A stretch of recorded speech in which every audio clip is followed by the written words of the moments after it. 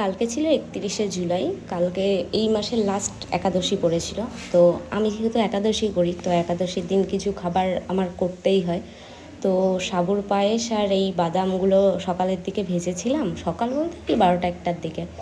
আর যেহেতু একাদশীর দিন নর্মাল লবণ খাওয়া যায় না, তো এখানে এর মধ্যে সন্দক লবণ আমি মিশিয়ে নিয়েছিলাম।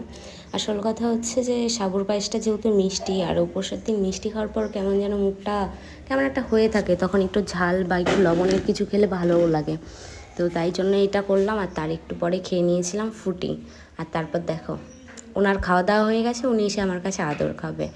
আমার মানে এত শরীর খারাপ করছিল, আর ওর এরকম করে আসাটা আমার সত্যি খুব ভালোও লাগে।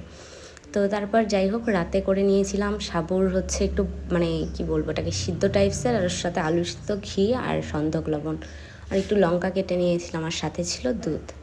তো এই ছিল আমার একাদশীর খাবার। তো আজকের মতো টাটা।